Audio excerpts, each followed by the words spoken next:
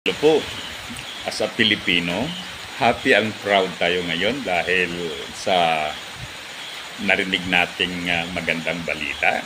So ano bang balitang ito?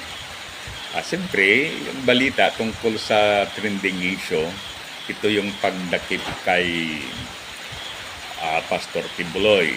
Siyempre, mayroon talagang warrant of arrest para siya ay madakip. Kaya very good.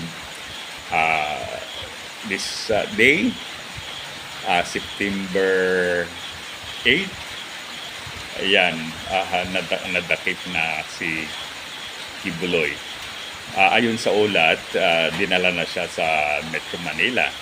So hopefully, siya ay ma-secured well. Dahil siyempre, alam na natin na at least mayroon din mga tao na baka gusto siyang iligtas o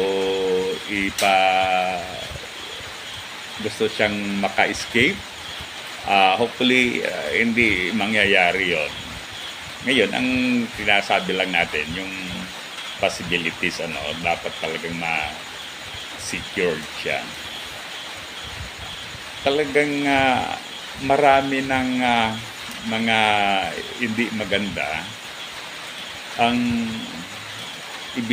naibigay ni Pastor Kibuloy sa atin. So imagine yung paghuli lang sa kanya, ayon sa ulat, baka more than 3,000 policemen. So imagine, malaking resources ng government, human at saka material resources ang napupunta sa kanya.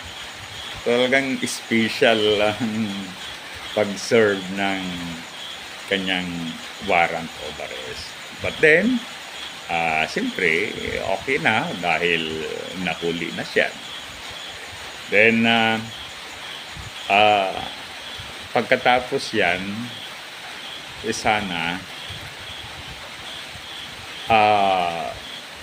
mahuli na rin yung mga ibang wanted sa ating lipunan. So ang tinutukoy natin, siyempre si Bantag, si Tibis, at saka iba pang mga wanted sa ating lipunan. Okay?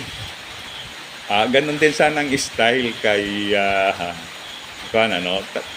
ang nakita natin na talagang ginawa ng government with regards kay Pastor Kibuloy ay talagang mayroon yung determination na siya ay mahuli. Talagang nakapokus ang government. Siyempre, ang nag-execute yung mga kapulisan. Okay. So, ganun din sana kay Bantag. Talagang hanapin siya. Although, siyempre, in the case of Kibuloy, mayroon yung talagang specific area na sinasabing residence niya, no? Yan yung sa POGC compound. Ngayon, in the case of Bantag, siyempre, talagang hindi talaga pinpointed yung area kung saan siya pwedeng magtago.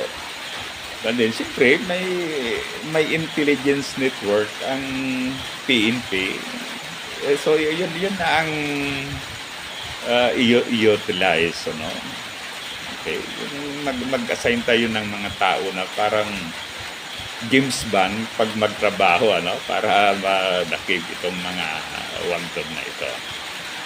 So, yan ang ating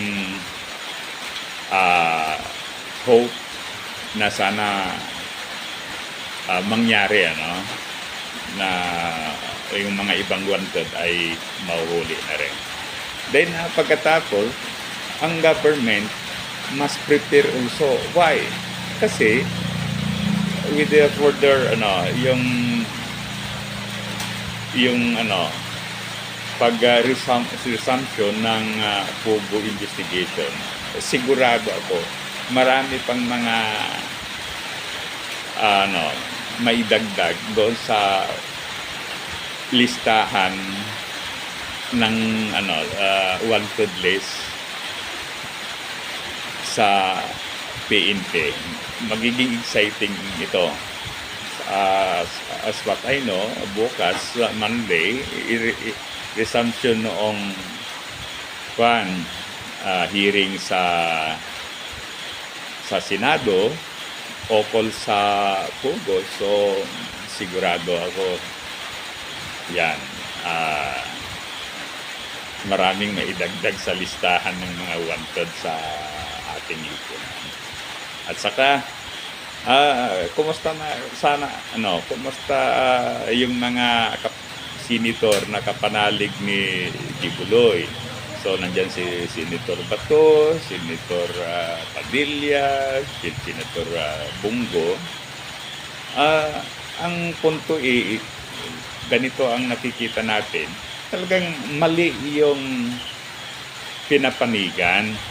Kayo ay senator ng bayan, dapat ang pinaka-concern ninyo o yung focus ninyo, yung buong bansa, yung ikabuti ng buong bansa. Hindi yung nakapokus lang kay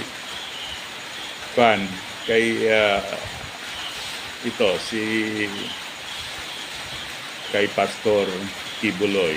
Itong si Senator Bato, talagang puro Kibuloy talaga ang pinakasentro ng pagka-senator nito. Sana hindi ganon.